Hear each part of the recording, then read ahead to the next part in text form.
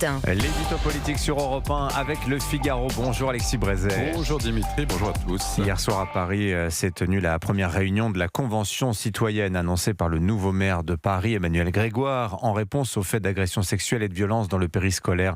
Pensez-vous, Alexis, que cette Convention citoyenne servira à quelque chose ? Mais qui peut le croire, Dimitri ? À lui seul, l'intitulé de ce comité Théodule sonne comme un déni. Je cite « Convention citoyenne sur la protection et le temps de l'enfant à l'école ». Le temps de l'enfant à l'école. Cachez ces mots que je ne saurais entendre.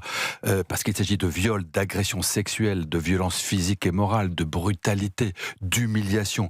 C'est cela l'abominable réalité de ce qu'on subit, et pardon de le dire, de ce que subissent peut-être encore des enfants, de tout petits enfants dans nos maternelles et nos écoles primaires publiques.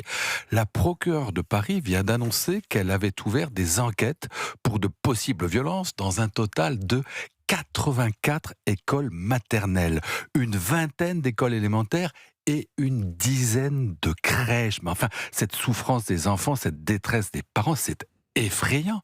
Et il ne s'agit que de Paris, parce qu'à Tours, à Lille, à Charleville-Mézières, c'est pas mieux. Et qui en parle ? Qui écoute la parole des associations de victimes ? Cette omerta est tout de même étrange. Il n'y a pas si longtemps, on a mobilisé l'opinion, le Parlement, les médias, pendant 3 mois et demi, autour du cas d'une école dans laquelle s'était passé, il y a 30 ans, des faits insupportables. C'était, rappelez-vous, la commission Bétaram. Et là, alors que ce sont des horreurs qui se déroulent aujourd'hui, qui concernent des dizaines et dizaines d'établissements publics, mais que fait-on ? Emmanuel Macron, qui n'est pourtant pas avare de ces mots, n'a jamais parlé de ce scandale. Sébastien Lecornu non plus. C'est à se demander si on veut vraiment voir les causes de ces dérives gravissimes qui, pourtant, ne doivent rien au hasard. Que voulez-vous dire, Alexis ? Que toute cette horreur est le fruit d'une décision politique. Alors pas forcément inspirée par d'horribles motifs, mais mal gérée, mal suivie et qui nous a conduits là où nous en sommes. En 2012, François Hollande est élu notamment sur la promesse de modifier les rythmes scolaires.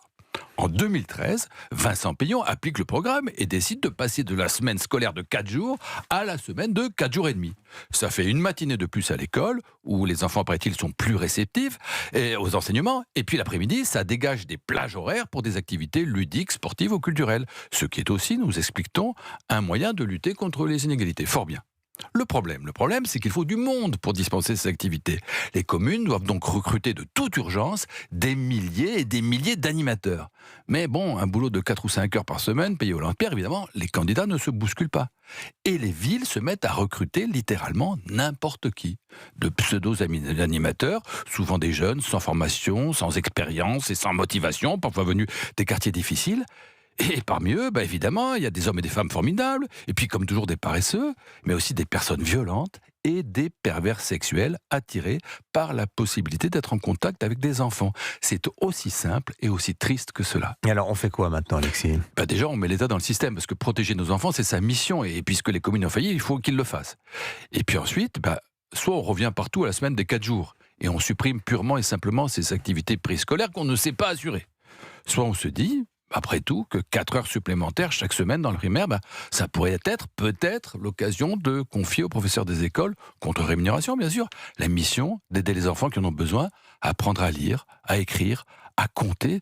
Ce serait pas inutile, restaurer l'honneur du scolaire pour en finir avec la honte du périscolaire. L'édito politique sur Europe 1. Merci Alexis Brézet. À la une du Figaro ce matin, l'État désarmé face au nouveau fléau du protoxyde d'azote. Merci, bonne journée Alexis.